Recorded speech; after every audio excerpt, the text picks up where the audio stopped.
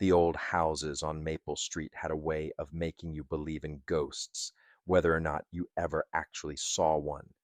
Their wooden bones creaked in the wind, window panes rattled at the gentlest touch, and every winter the fog would drift down from the hills and turn the street into a winding river of mist.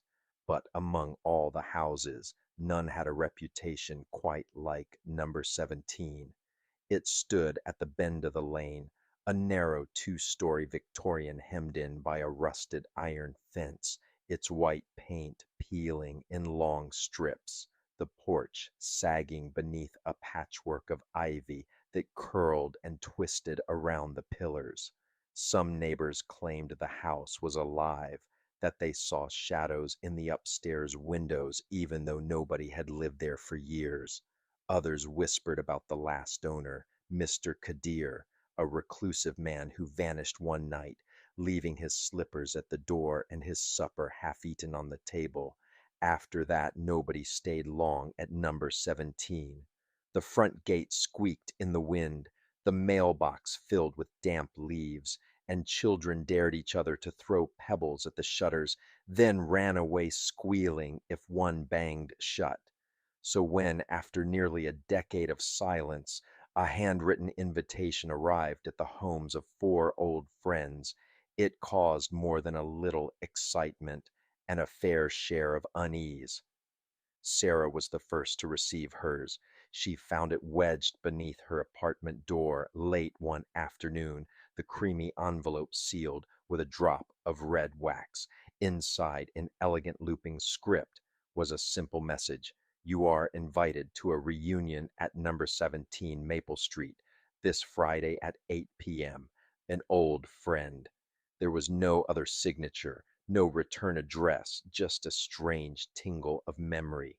Sarah traced the letters with her finger, trying to recall the last time she'd seen her childhood friends, Faraz, Mina, and Hamid.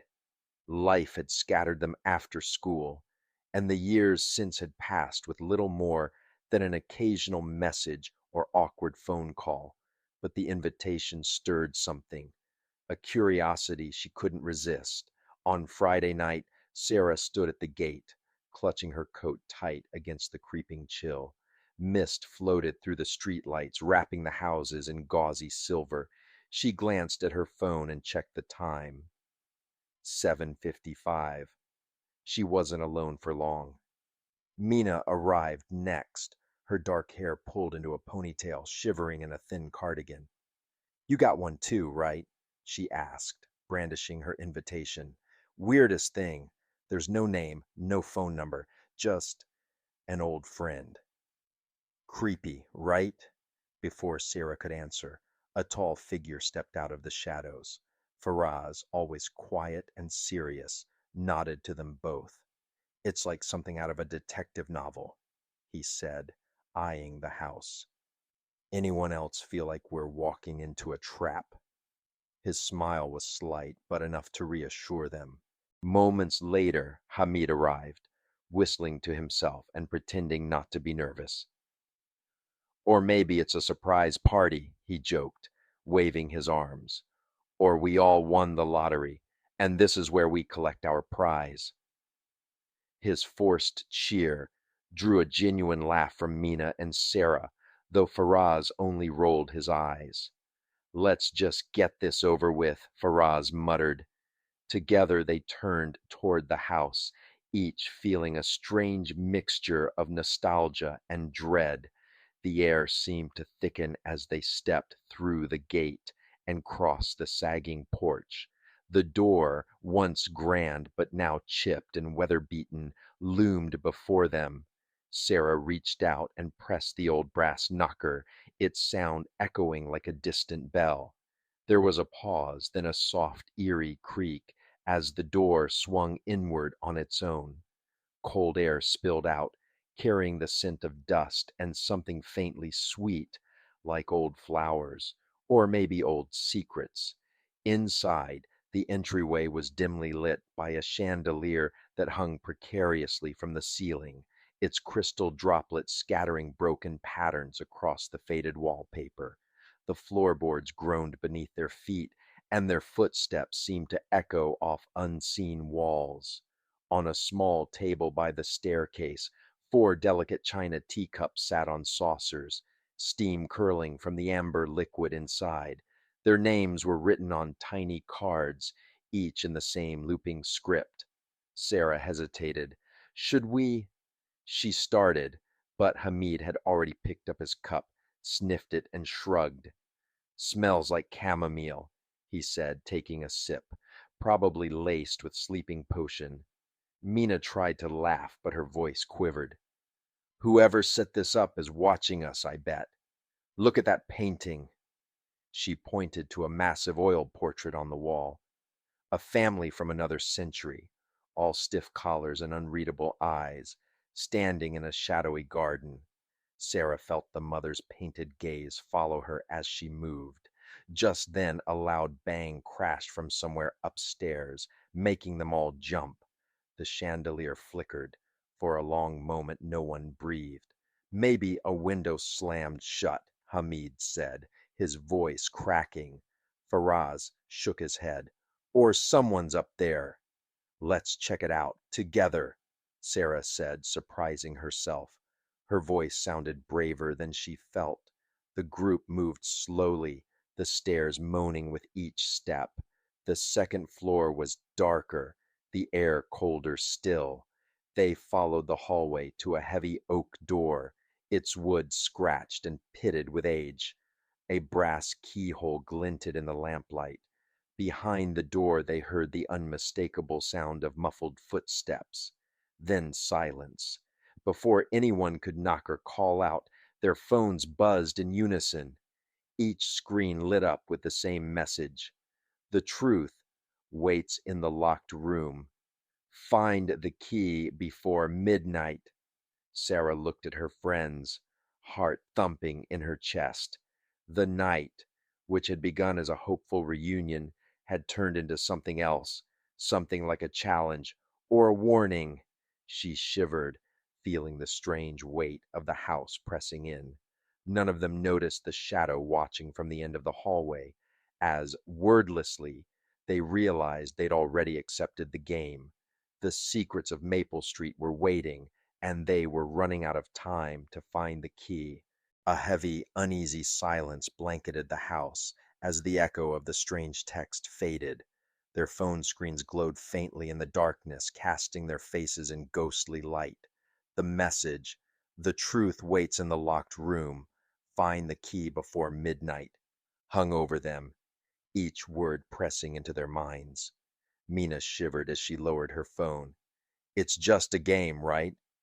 Her voice was thin, uncertain, and for the first time that night, even Hamid's smile faltered.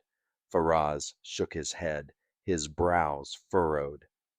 "Doesn't feel like a game," he said quietly, the old floorboards moaning beneath his shifting weight.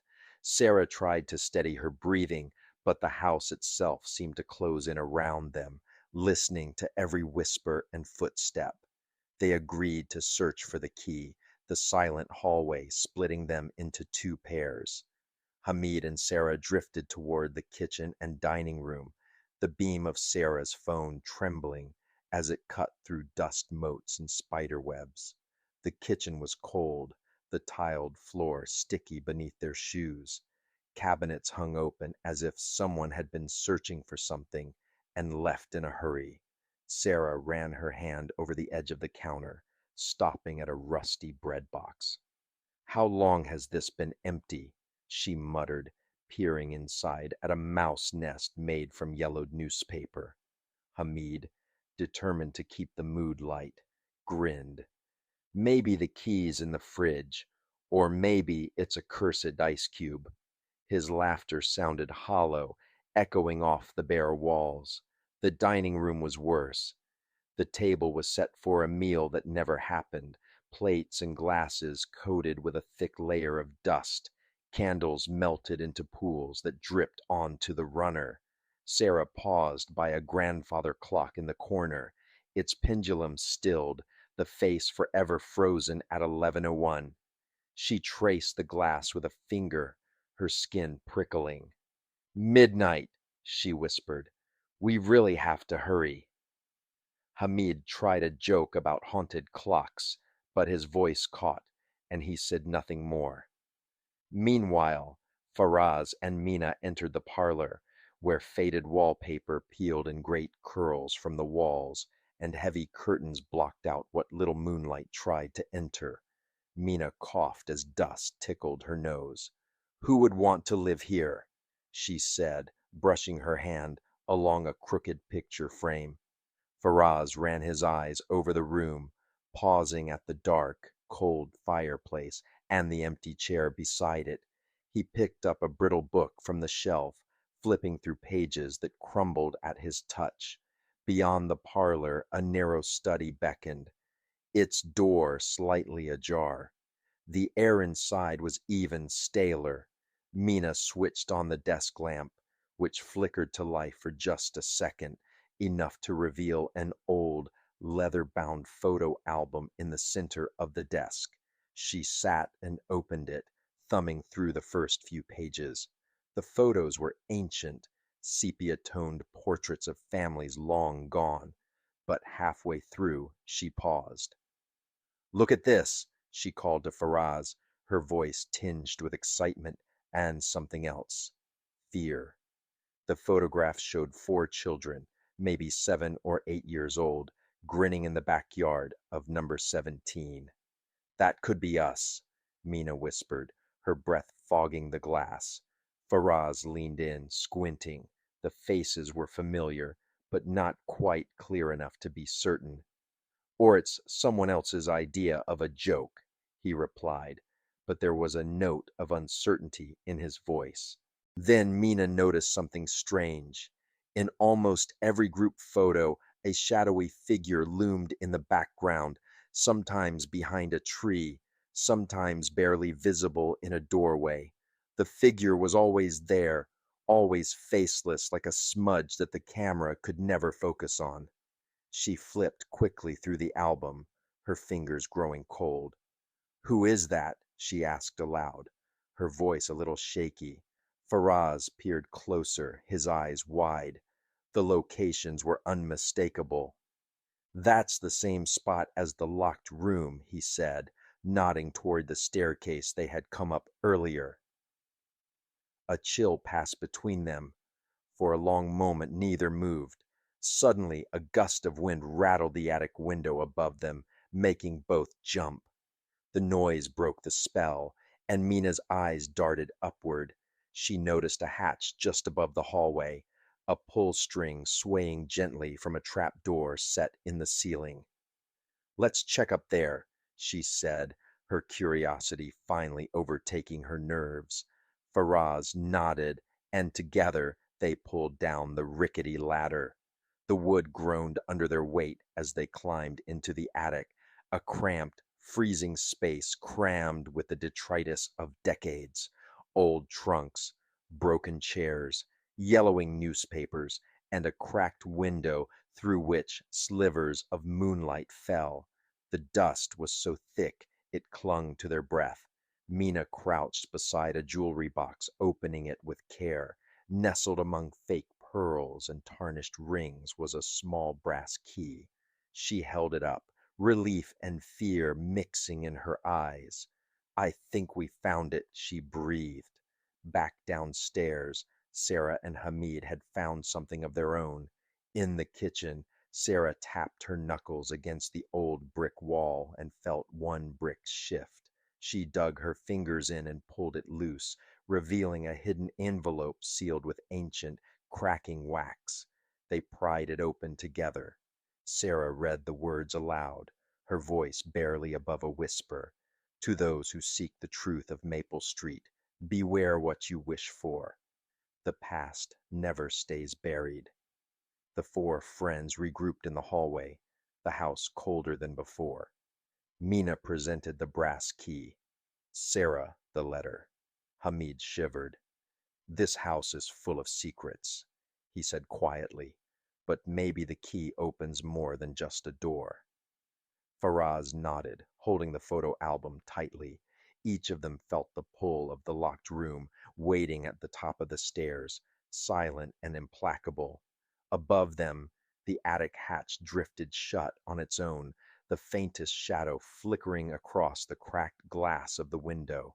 The friends could not know what waited for them behind that oak door, but none of them now could turn back. The four friends stood clustered around the heavy oak door, the brass key in Sarah's trembling hand.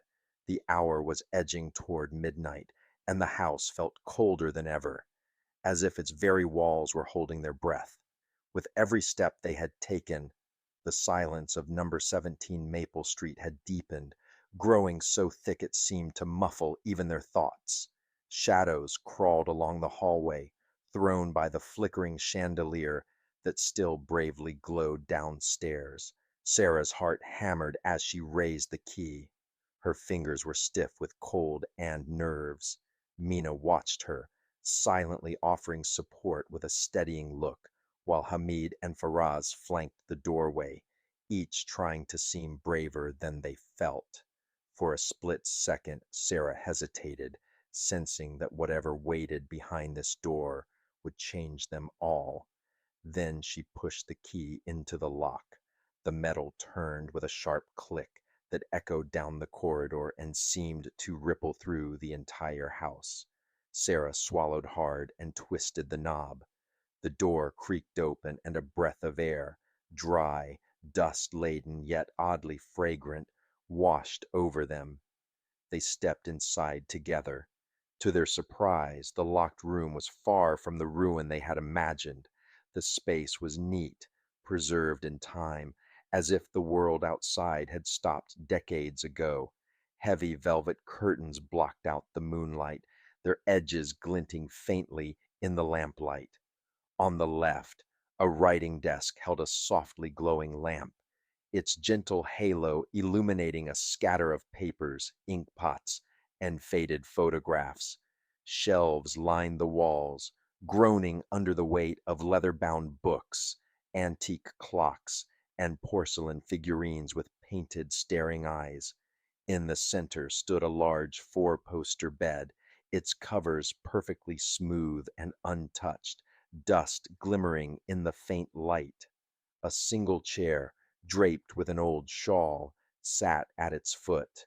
The friends stood motionless for a moment, each absorbing the unexpected stillness. Hamid, ever the first to break a tense silence, stepped inside and scanned the room. "Whoever lived here left in a hurry," he observed, pointing to an open suitcase and a neatly folded dress on the chair.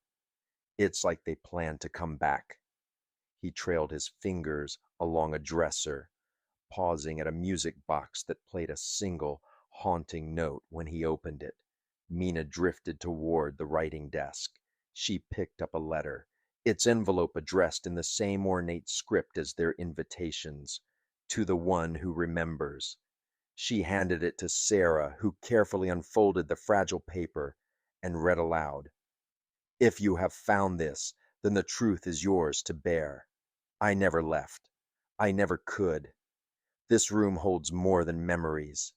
It is where the secrets sleep. Look behind the mirror." The word sent a shiver down Sarah's spine. "It's as if someone was waiting for us," she murmured, scanning the room for a mirror. Faraz found it, a tall, ornate thing with an intricate gilt frame, standing across from the bed. He stepped forward and, with a shaking hand, tilted it gently away from the wall. The mirror was heavy and resisted at first, but then swung forward to reveal a hidden safe built into the plaster. Resting atop the safe was a faded photograph. Sarah lifted it with care. In it, four children grinned shyly at the camera: Sarah, Faraz, Mina, and Hamid, unmistakably younger and dressed in party clothes. But beside them stood a fifth child, a girl a few years older, her long dark hair tied back with a ribbon, her eyes solemn and kind. "Who is she?" Mina asked, her brow furrowing. She reached out to brush the dust from the girl's face. Hamid, his own memories flickering back, answered slowly. That's Sabine. She lived here with us years ago. Remember, after her parents disappeared, she just moved away. Or that's what our parents told us. The realization swept over them like a cold wind. Sabine must have sent the invitations, Faraz said, his voice almost reverent.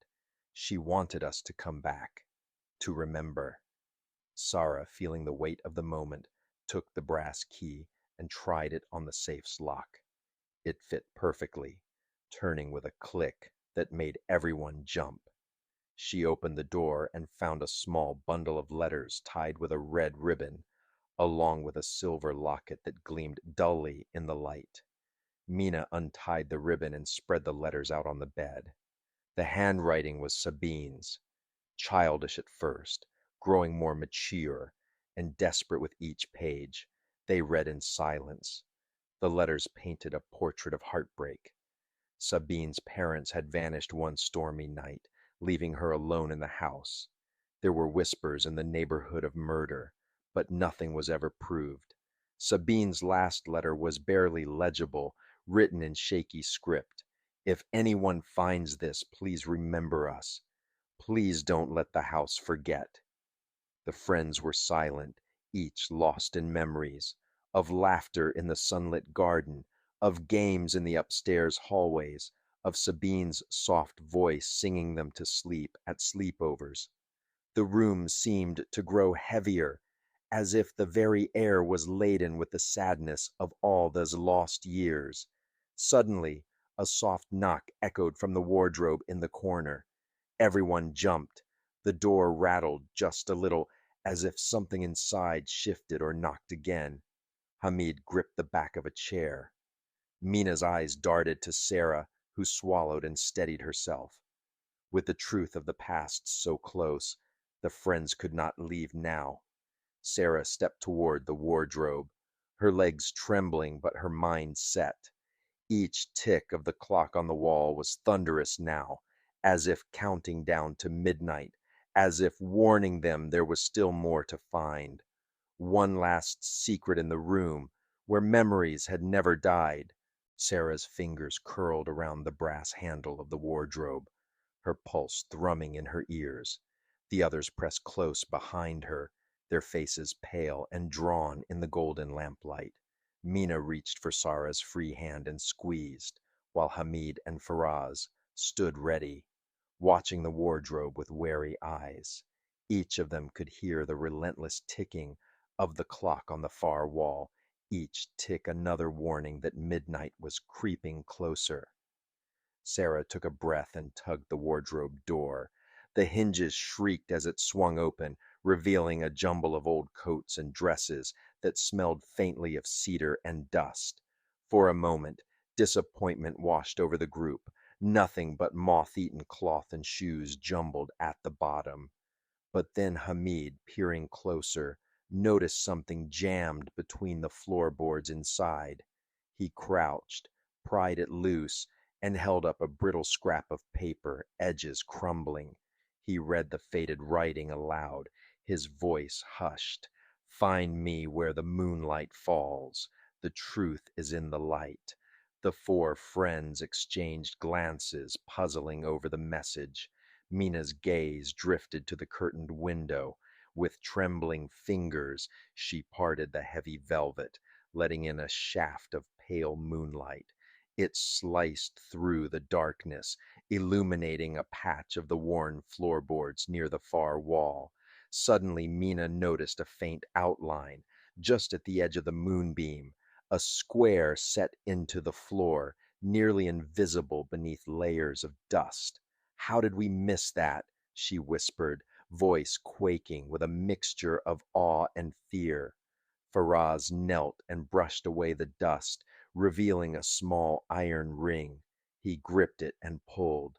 The boards groaned, and with a grinding sound, a trap door lifted open, exposing a steep, narrow staircase that vanished into darkness below. For a long moment, none of them moved. The chill that had haunted the house all evening now seeped up from the cellar, prickling their skin. Hamid peered into the darkness, his voice unsteady. Do we really want to go down there? Even he, usually bold and brash, sounded like a child facing monsters under the bed. Sarah's jaw tightened. We have to, for Sabine and for ourselves. Her words rallied them, and one by one, the friends descended into the unknown. The stairs were treacherous, covered in dust and the odd spider web. Each step groaned under their weight. The air grew thick and musty, cold as stone. Mina's flashlight trembled in her hand, its narrow beam dancing over stone walls lined with shelves, each packed with yellowing papers, brittle books, and boxes with peeling labels. At the bottom, the cellar opened into a cramped, low ceilinged chamber. A single window, high on the wall, let in just enough moonlight to paint pale stripes across the floor. The walls were lined with relics, tattered coats, broken chairs, a cracked mirror, and on the far wall a row of battered journals, their spines warped with age. Sarah moved to the journals, opening one at random. Her heart lurched. The handwriting inside was small and hurried, Sabine's unmistakable. She flipped through entries spanning years, the early ones filled with longing and confusion, the later ones turning frantic and fearful. I hear footsteps at night. They whisper my name. Sometimes I see him in the garden. He thinks I don't notice, but I do. The shadow's always there. I don't know if he wants me to follow or to run. Mother and father aren't coming back. People say they left, but I know that isn't true. I dream of them calling from the cellar. Mina joined her, scanning the last entry. The lines were jagged, desperate. I can't stay here much longer. The shadow is in the walls. If someone finds this, please remember us. Don't let the house forget. A shiver ran through them. She was so scared, Mina whispered, tears in her eyes. In the farthest corner, a large wooden chest sat smothered in dust. Hamid hesitated only a second, then lifted the lid. Inside were a child's treasures, battered dolls, a cracked music box, and a bundle of folded newspapers. Faraz reached in and spread them across the ground. The clippings were old, their headlines chilling. Local couple disappears.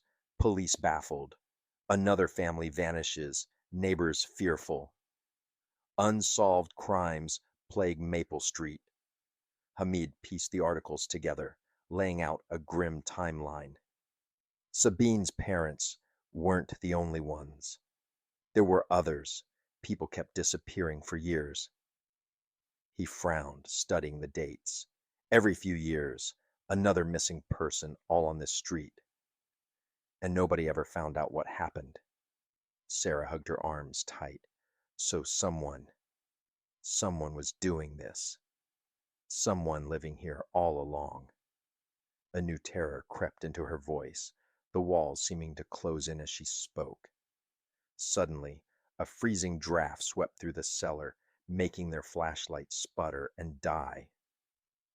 The friends instinctively huddled together, pressed against the cold stone wall. Above them, the floorboards creaked, and then came the unmistakable sound of footsteps, slow and deliberate, moving across the room overhead. Someone's in the house. Sarah breathed. Her voice was little more than a whisper, but it seemed to echo in the darkness. The footsteps grew louder, descending the main stairs with a dreadful certainty. Hamid, his eyes wide, grabbed a rusted iron rod from the pile of junk near the chest. Faraz pressed his finger to his lips, urging everyone to stay silent. Mina fumbled in the dark, searching for something, anything, to defend herself, while Sarah's heartbeat thudded in her ears. The cellar door above creaked, hinges shrieking in the silence. A sliver of lamplight appeared, stretching down the narrow stairwell. In the doorway, a silhouette appeared, tall, thin, and strangely familiar. The figure paused, casting a long, distorted shadow across the floor. Sarah's breath caught in her throat. "Sabine!" she called, half in hope, half in terror. The figure took a step into the moonbeam. For the first time, her face was fully revealed, older now, drawn and haunted, but unmistakable. The friends exhaled, relief and fear mingling in their eyes. The truth about Maple Street was finally within reach. Whether it would set them free or trap them forever, none of them could say. But as Sabine descended the cellar stairs, eyes full of secrets, the friends braced themselves for whatever truth the house still held, ready at last to break the cycle or become part of its legend. For a moment, the friends could only stare at the figure in the cellar doorway, the beam of pale morning just beginning to seep through the high window, mingling with the dusty air. Sabine stood there, motionless, framed in a ghostly halo of moonlight and memory. Her hair, once neatly braided, now fell in tangled waves around her shoulders. There was a haggard beauty to her face marked by years of loss, loneliness, and a strange, fierce resolve. She hesitated, eyes darting between the four friends as if unsure if they were real. Then, with trembling hands, she descended the steps, each footfall slow and careful, as if the earth itself might swallow her if she hurried. The friends, Sarah, Mina, Hamid, and Faraz, waited in silent anticipation, their nerves stretched thin. At the bottom of the stairs, Sabine paused, as if gathering courage, and spoke in a voice so quiet it was almost lost in the cavernous hush. "You came," she said, her lips quivering. "I needed you to remember." The simple words broke something inside Mina, who blinked back tears. "Sabine, we thought you left after your parents," she began, her voice breaking. But Sabine shook her head, the shadows on her face shifting. "No, I never left. I stayed. I was just hiding, watching. Everyone said the house was cursed, but it wasn't the house. It was a person." Her gaze hardened, a flicker of anger in her tired eyes. Someone who preyed on anyone who got too close to the truth. Sarah stepped forward, holding out the bundle of letters and the silver locket they had found in the safe. Sabine took them with shaking hands, opening the locket and staring down at the tiny photograph of her parents within. Her thumb traced the faces, a bittersweet smile flickering across her lips. "He kept souvenirs," Sabine whispered, nodding toward the pile of old yellowed newspaper clippings. "He watched from the shadows. I found the tunnels a few years after you all left. That's how he moved without anyone seeing. Under the street, from one house to the next. I wanted to run away so many times, but I thought, if I could just find proof, someone would believe me." Faraz, ever the steady one, stepped closer. "Why did you call us now?" he asked gently. Sabine looked up, her eyes pleading for understanding. "Because he's back. I know it. The locked room. It kept me safe for a while. But now I hear him at night again, scraping at the walls, looking for something. I needed help, and I trusted you. I didn't have anyone else." The truth settled over the friends like a heavy quilt, each piecing together the final fragments of the mystery. But as the silence stretched, a new sound filled the cellar. A faint, persistent scraping, like nails on stone, coming from behind one of the walls. Hamid instinctively raised the iron rod he still gripped, adrenaline pushing him forward. He pressed his ear to the damp bricks, eyes widening. "It's coming from here," he said, then glanced at Sabine for confirmation. She nodded. "There's a hidden panel. I found it once, when I was small. I never had the nerve to open it alone." Hamid wedged the rod into the crack and levered it open with a grunt. The panel broke free, revealing a narrow dirt passage. The smell of earth and mold flooded out, mixed with something older, sadder. The friends peered inside and saw the tunnel stretched into darkness, the walls lined with scraps of clothing, cracked shoes, and faded photographs, the ghostly evidence of all the lives that had vanished. Mina's breath hitched as realization dawned. He was using this to escape. Every time someone got close, he just disappeared. She pointed to the distant glimmer of light at the tunnel's far end, which seemed to emerge beneath the abandoned lot next door. He'd come and go as he pleased, Sabine said softly. Nobody ever suspected. He had keys to every house, remember? He was the caretaker when we were kids. He knew everything about everyone. Sarah, heart pounding, pieced it together. That's why the disappearances always happened here. He could watch, listen, choose his moment. A deep collective shiver passed through the group. For the first time, the house felt less like a haunted tomb and more like a stage, one that had finally revealed its darkest act. The sun crept higher, filling the cellar with weak daylight. They followed the tunnel as far as they dared, marking its course, then returned to the main floor.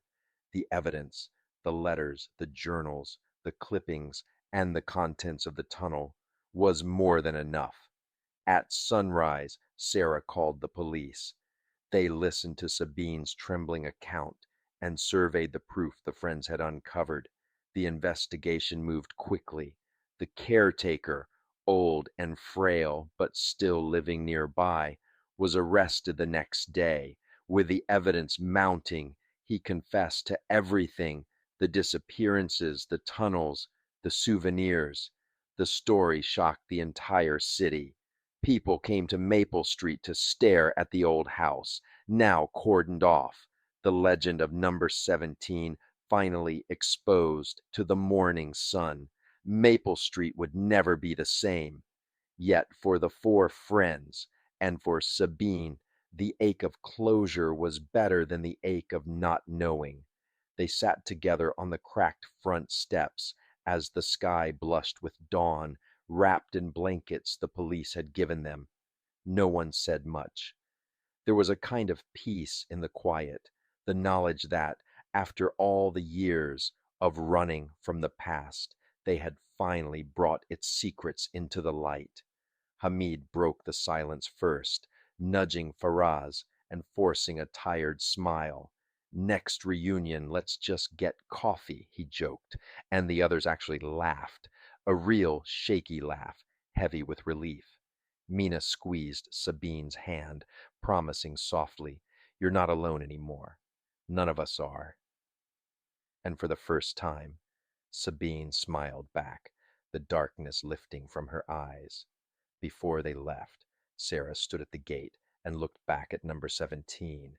Its windows, once menacing, seemed somehow softer, the house no longer brooding, but simply old and tired. She understood finally that some rooms are locked not just by doors, but by memories. Sometimes only friendship, tested and true, can find the key. They left together, the five of them, into the warming light of a new day, determined never to let one another slip back into shadow. For as long as they had each other, the doors of Maple Street and of their own haunted hearts would always remain open. It was a night for secrets, one of those rare evenings when even the moon hid behind a bank of restless clouds and the world felt closed in by fog. The air shimmered with the sound of distant rain, and Harrow Station, usually a place of hustle and noisy greetings, lay subdued and watchful under the yellowed haze of gas lamps. It was past midnight, and the last train to Oakwood rolled onto the platform with a groan of iron and steam, its breath mixing with the mist. The train was an old beauty, built in another era. Its green paint, chipped and worn, seemed to fade into the fog. Golden rectangles of light glowed in its windows, flickering with the movement inside. Passengers, scattered thinly along the platform, hurried to board, their steps muffled by puddles and the thick wet air. Most kept their heads down, collars up, and eyes hidden beneath brims of hats. Some paused just long enough to glance over their shoulders, as if uncertain of leaving, or perhaps afraid of what, or who, might be following them. Evelyn Moore stood beneath the archway that marked the entrance to Platform 3, one hand white-knuckled around a battered leather satchel. Her coat was buttoned tight against the cold, her hair pinned in place beneath a plain gray cloche. Despite her careful appearance, anxiety showed in the way her eyes darted from the ticket office to the shadows behind the benches. The Oakwood train was always the last of the night, half empty, often late, and burdened with rumors. Harrow's station master used to joke that ghosts rode in the back carriage, and the police had stopped laughing about the number of missing persons cases that began with a trip to Oakwood. Evelyn wasn't the type to listen to ghost stories, but she couldn't help feeling the weight of those old tales pressing against her tonight.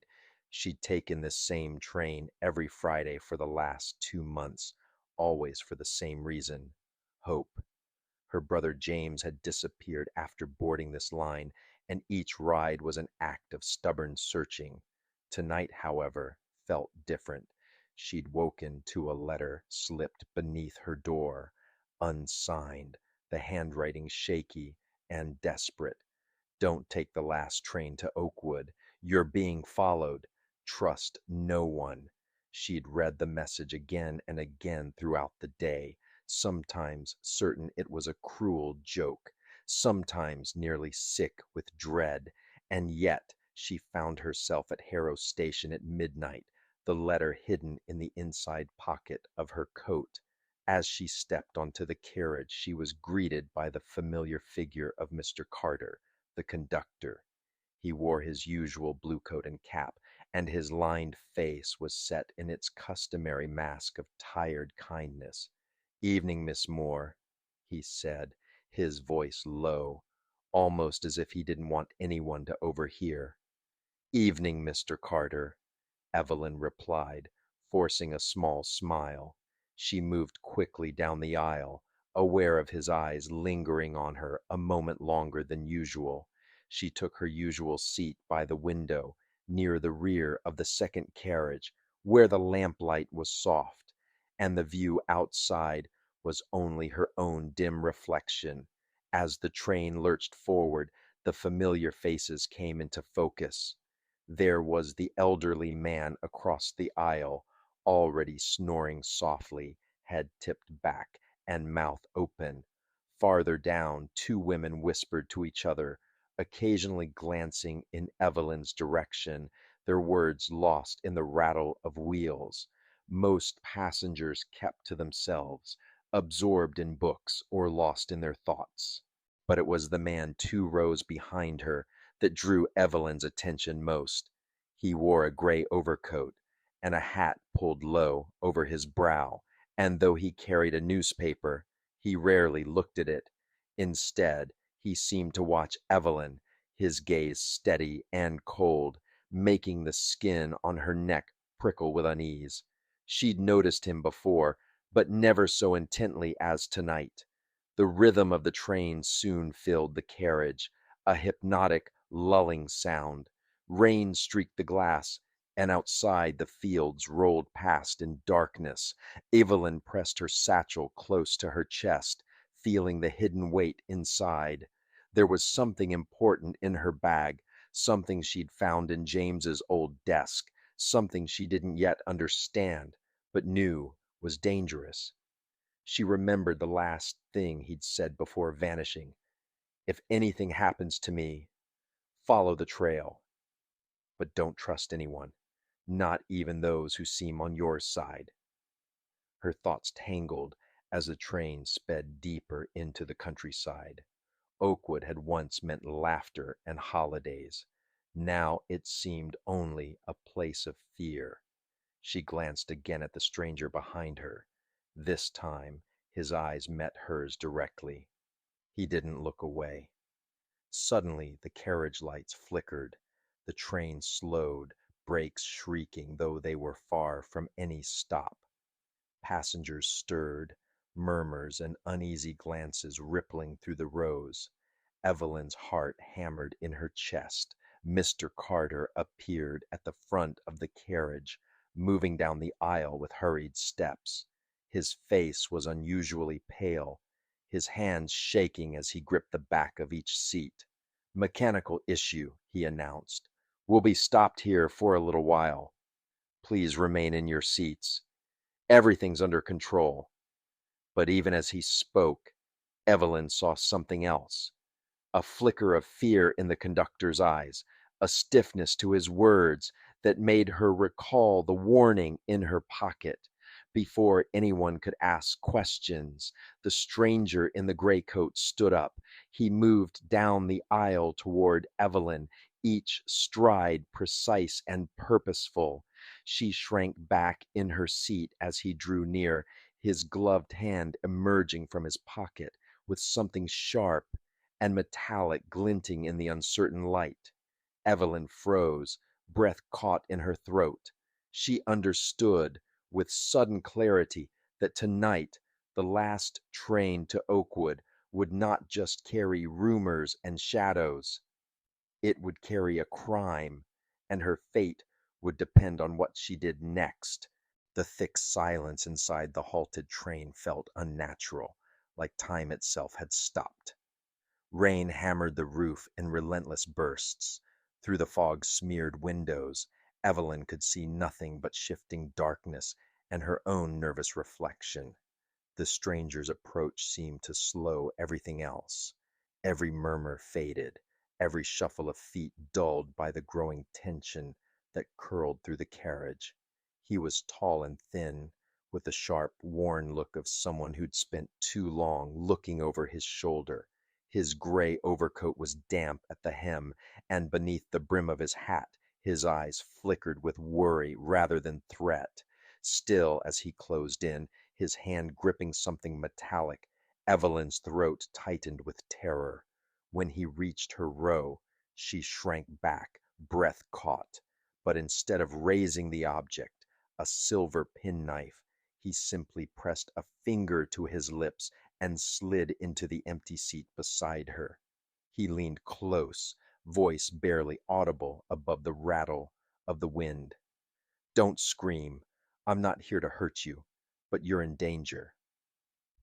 He glanced over his shoulder as the conductor passed by, face drawn with tension, eyes darting between passengers. "You received the letter, didn't you?" Evelyn's mind spun. "How do you know about that?" she whispered, her words barely a wisp. "I sent it," he murmured, slipping a folded piece of paper into the pocket of her coat. His gloved hand brushed hers, lingering just a moment too long. "They're watching everyone tonight, especially you." His hand tightened on her arm, not painfully but urgently. "Trust no one on this train," he said, the warning harsh. "Not even the conductor." His words landed like icy droplets. The idea unsettled Evelyn. Mr. Carter had always been friendly, the sort who offered chocolate to children and walked elderly passengers to the platform. But tonight he'd seemed different, cold, rushed, a man with secrets of his own. Evelyn reached into her pocket, her fingers closing around the scrap of paper.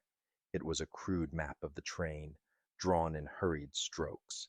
Several carriages were circled in red ink.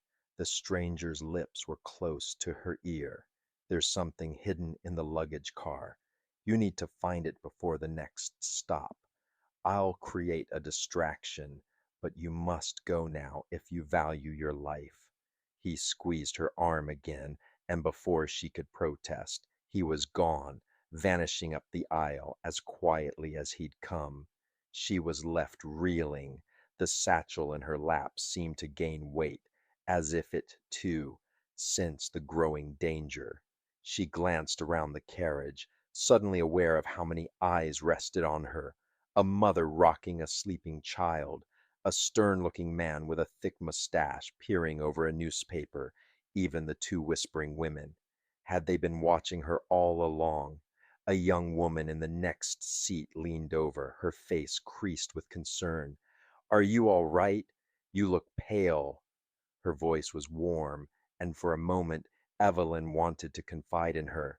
But the warning, "Trust no one," echoed in her mind.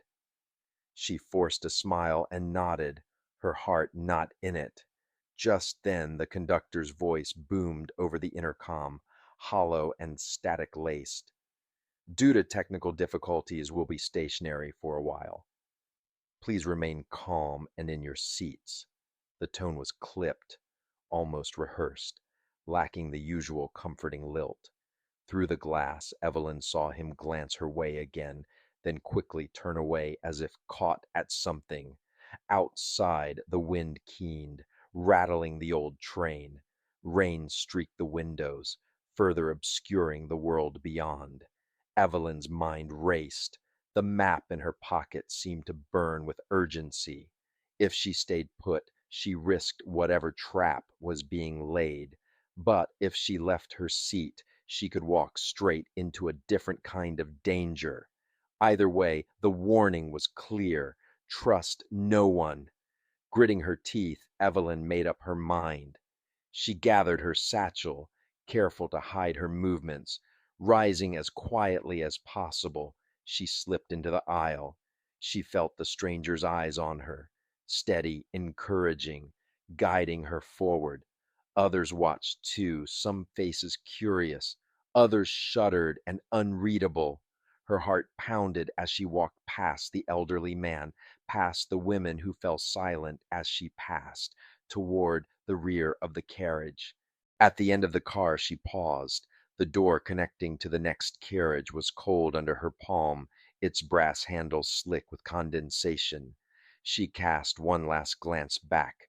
Mr. Carter, the conductor, was talking to another passenger, a heavy-set man in a dark suit. But as she turned the handle, Carter's gaze snapped to her, sharp and calculating. For a moment their eyes locked, and Evelyn's blood ran cold. She pushed through the door, heart thundering, and hurried into the passageway. The space between the carriages was narrow and loud, filled with the scent of wet metal and coal smoke. Wind roared through the thin cracks in the walls. Evelyn shivered and pressed on, guided by the crude map in her pocket.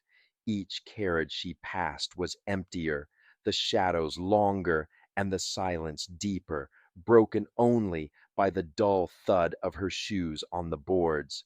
At last she reached the luggage car. Its door was heavier, sticking at first before yielding with a groan. She slipped inside, pulling it closed behind her. The air was thick with the smell of old leather and engine oil. Stacks of crates, battered trunks, and suitcases filled the space, crowding in so tightly that the aisles were narrow and twisting. The only light came from a single bulb overhead, flickering with every sway of the train. Evelyn's nerves vibrated. Somewhere deeper in the car, something metallic rattled, a sound that did not belong. She listened, every sense sharpened, realizing with creeping certainty that she was not alone. A suitcase shifted, bumping into another. In the gloom, a silhouette moved between the stacks. Evelyn's heart skipped. She ducked behind a tall pile of crates, flattening herself against the cold wood, barely daring to breathe. For a moment, there was only the hush of rain and the distant grind of the engine. Then low voices murmured, a conversation she could not fully hear, but the tone was unmistakable, searching, suspicious, afraid. She closed her eyes, steeling herself. The stranger's words returned. Find it before the next stop. Trust no one, and she realized she would have to risk everything to uncover the truth her brother had died for, and that this was only the beginning of the night's dangers. Evelyn pressed herself tighter against a stack of old crates, her heart racing so fast it nearly drowned out the patter of rain on the carriage roof. The luggage car was a shadowy labyrinth of lost belongings, suitcases battered from travel, wooden chests marked with fading initials, boxes tied with fraying string. Everything stood cast in the uneasy, jittering light of a single flickering bulb overhead. The air smelled of oil and dust, laced with the faintest trace of perfume from someone's forgotten trunk. Every instinct told Evelyn to run, but she forced herself to stay silent and still, peering around the edge of the crate. Somewhere at the far end of the car, something moved, a dark figure gliding between the stacks. She ducked lower, clutching her satchel so tightly her fingers ached, the leather digging into her palm. Her breathing came shallow, the world reduced to the frantic beat of her heart and the shifting shapes in the gloom. A narrow beam of flashlight swept suddenly across the maze of baggage, sending sharp-edged shadows darting up the walls. Evelyn flattened herself, barely daring to blink, as the light slid over her hiding spot. It paused for a fraction of a second, as if the searcher sensed her presence, then continued its slow, methodical sweep. In the brief silence that followed, she heard the scrape of shoe leather and the soft whisper of voices, a conversation urgent and strained. "She's not here. Check again. The boss said she'd come. We have to hurry. The next stop's not far." The two men sounded tense, their accents unplaceable, their whispers edged with fear and impatience. Evelyn could hear one moving closer, searching behind trunks and crates. The other lingered by the door, boots thumping softly against the floor. The words from the letter flashed through her mind. "Trust no one. You're being followed." She held herself rigid, barely breathing, as the men's flashlight arced through the car again. After what felt like an eternity, the men drifted toward the far end of the carriage. Evelyn seized her chance. Staying low, she crept out from behind the crate and slipped between stacks of luggage, her mind racing through the crude map the stranger had pressed into her hand. "There's something hidden in the luggage car. Find it before the next stop." Every step she took felt dangerous, exposed, but she pressed on. Her hands brushed over canvas and cracked leather, trembling as she searched for something, anything, that didn't belong. Then her fingers caught on a heavy, locked case, wedged between two battered trunks.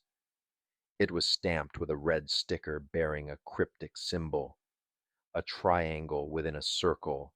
Evelyn's breath caught. It was the same mark she'd seen on her brother's missing files, the symbol she'd followed like a trail of breadcrumbs.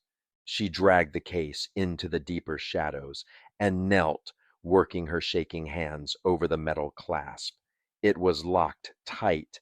In a panic, she rummaged in her pocket for her hairpin, the same one she'd used as a girl to sneak into James's room. She bent it, slipped it into the lock, and twisted, her hands slick with sweat. Footsteps echoed closer. The men were returning, voices sharper now. "Hurry up, she's got to be here." "Boss won't wait." Evelyn's stomach clenched as the footsteps came nearer, but just then the lock clicked open with a faint, metallic sigh. She eased the lid up and peered inside, barely believing her eyes. Inside was a thick folder packed with documents and photographs, police files, news clippings, handwritten notes. She recognized her brother's handwriting immediately, bold and determined. Names, dates, addresses, the evidence James had gathered about the disappearances in Oakwood and beyond. She flipped through the pages, recognizing faces from old newspaper headlines and missing person posters. Her brother's notes traced a web of corruption and crime that reached far beyond a single small town. He'd discovered a conspiracy. Officials, businessmen, and police, all tied together by secrets that were never supposed to be found. Suddenly, rough hands seized her from behind, one clamping over her mouth before she could scream. She twisted and kicked, fear burning through her, but the grip was iron strong. A voice hissed in her ear, low and urgent. "It's me, the stranger. Keep quiet." Her panic eased, just barely, when she recognized him. He dragged her deeper behind the crates, pressing them both into the darkest corner of the car as the two men prowled the aisles. They passed within feet of Evelyn, their flashlight beams slicing the darkness. "Damn it, we'll check the next car," one finally muttered. Their footsteps faded, their curses trailing behind them. The stranger let Evelyn go, his own breath coming hard and fast. "You found it?" he asked, his eyes scanning the folder in her hand. She nodded, words caught in her throat. She held out the file, watching as his face tightened in grim understanding. "They'll do anything to stop you," he said, voice shaking now with urgency and fear. "You have to get off at the next stop. Take this straight to the police. Don't speak to anyone else. Don't trust anyone, no matter what they say." Evelyn's mind whirled. "But what about you? Who are you really? Why are you helping me?" But before he could answer, the train jolted violently, nearly knocking them over. The flickering bulb overhead sputtered out, plunging them into darkness. Screams erupted from the carriages ahead, a chorus of terror and confusion. The stranger shoved the file deep into her satchel, gripping her shoulders. "Go!" he commanded. "Now, don't look back." Evelyn pushed herself to her feet, running blind through the maze of luggage. She felt more than heard the chaos outside, shouting, footsteps pounding on metal, the train grinding to a halt. She wrenched open the door, the cold night air slapping her face as she slipped into the corridor. But as she moved through the shadows, she felt another presence, a sense that someone else, unseen and dangerous, was stalking her through the gloom. The hunt was not over, not by a long shot.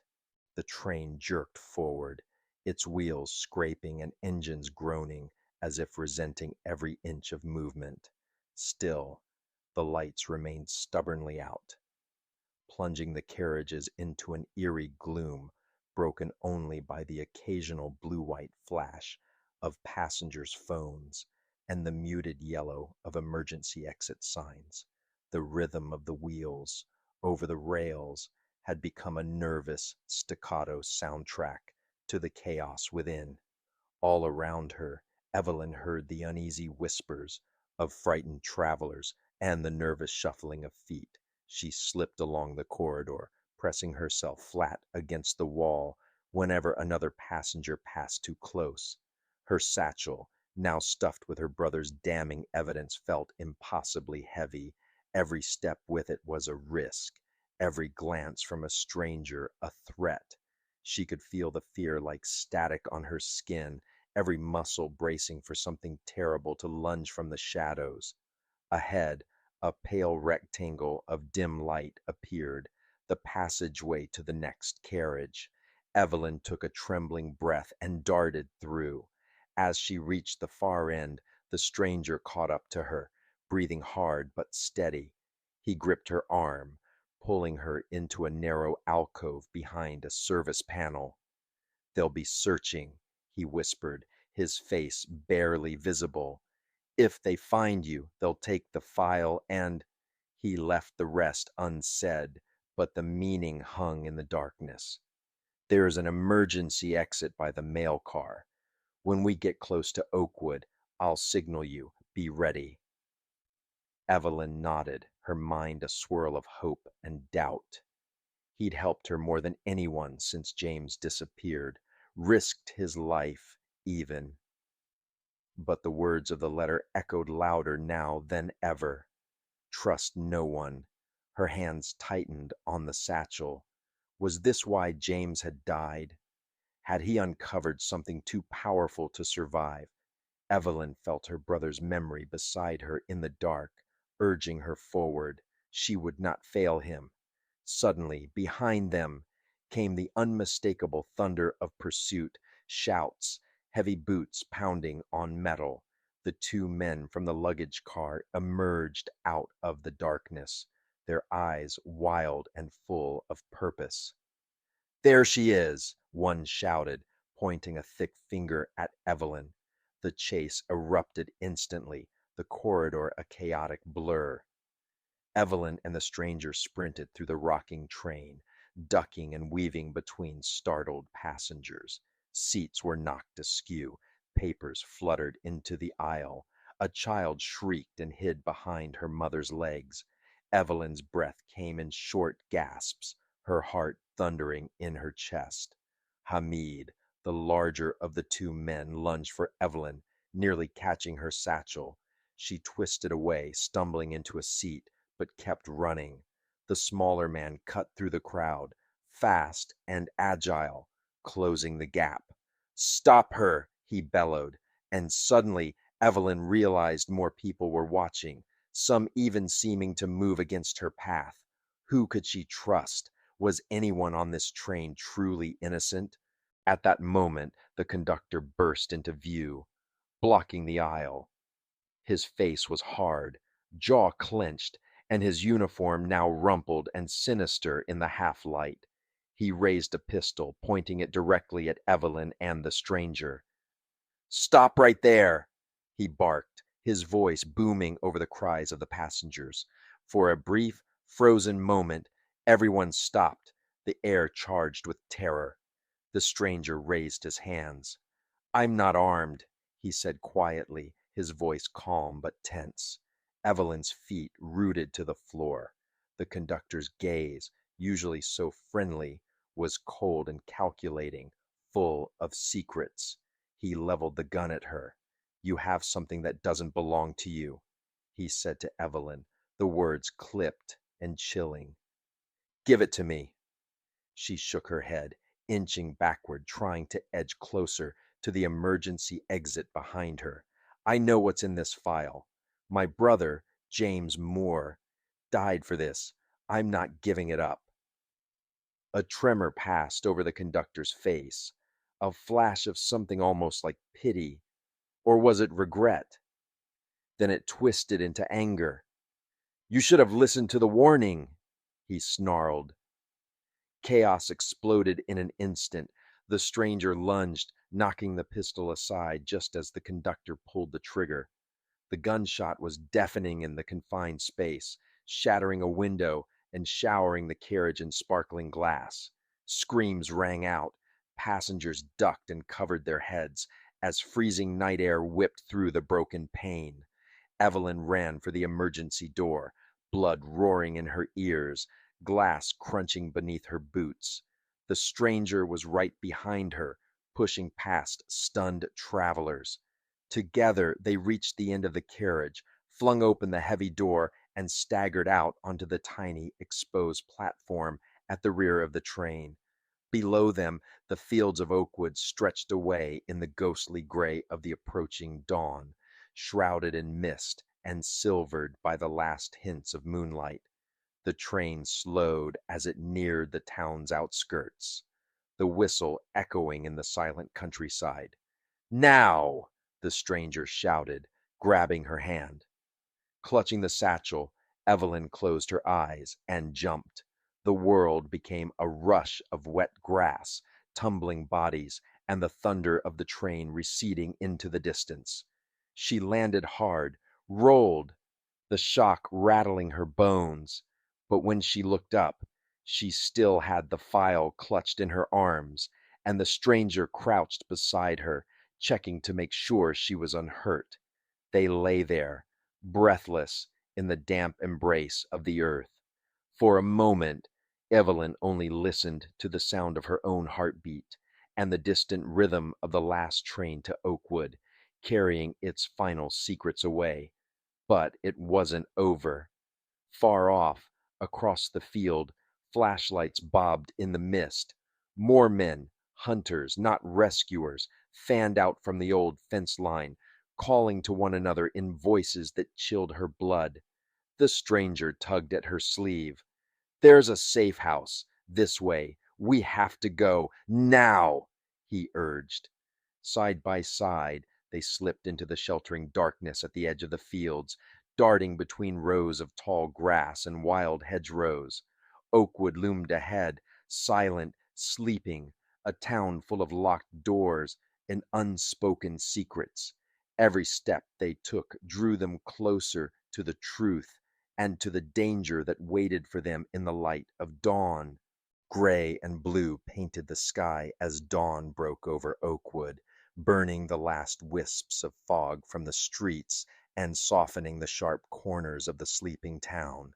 The first rays of sunlight found Evelyn Moore and her companion stumbling across a gravel lane near the train station, soaked to the bone, boots heavy with mud and grass. Their breath steamed in the cool air, and every muscle ached from the wild flight across the fields. The safe house, a squat, peeling cottage wedged between a rusted rail fence and a shuttered bakery, waited like a promise of shelter. Its curtains were drawn, the front door bolted. Lucas Grant, the stranger who had saved Evelyn's life, produced a worn brass key and ushered her inside with a quick look up and down the street. The cottage's interior was dim and musty. Dust motes danced in slivers of light from beneath the blinds, and a kettle, long cold, sat on the stove. Evelyn tossed her satchel on the battered kitchen table, hands shaking with exhaustion and relief. She rummaged inside, pulling out the file she had risked everything to save. Now, in the stillness, the true weight of its contents pressed down on her like a mountain. Names, so many names: police, businessmen, city officials, even a few judges. Pages of records, payment logs, coded messages in her brother's handwriting, newspaper clippings of vanished people, faces she recognized from old headlines and missing posters. Here at last was the proof of the conspiracy James had chased, a web of disappearances, extortion, and murder stretching back over a decade. Evelyn felt numb as she paged through the evidence, understanding why James had been so afraid, why he'd warned her to trust no one. Lucas watched from the window, the tension in his posture betraying nerves he tried to hide. The early light caught the stubble on his jaw, the strain in his eyes. For the first time since the train, Evelyn saw him fully, no longer just a shadowy protector, but a man haunted by his own past. "If you want justice," Lucas said softly, "you can't go to the local police." He nodded toward the station where officers in blue milled about, unaware of the secrets at their feet. "Some of them are part of this. I've been undercover for months. We need to get this to the state authorities." Evelyn nodded, her fear replaced by something harder, clearer. She traced her brother's signature on the bottom of a police report, her lips set in determination. "For James," she whispered, "and for everyone who's vanished." A question lingered on her tongue. "Why did you risk everything for me?" she asked, eyes searching Lucas's face. "You barely knew me. You could have walked away at any point." Lucas hesitated, as if weighing whether to speak. He reached into his pocket and withdrew a photograph.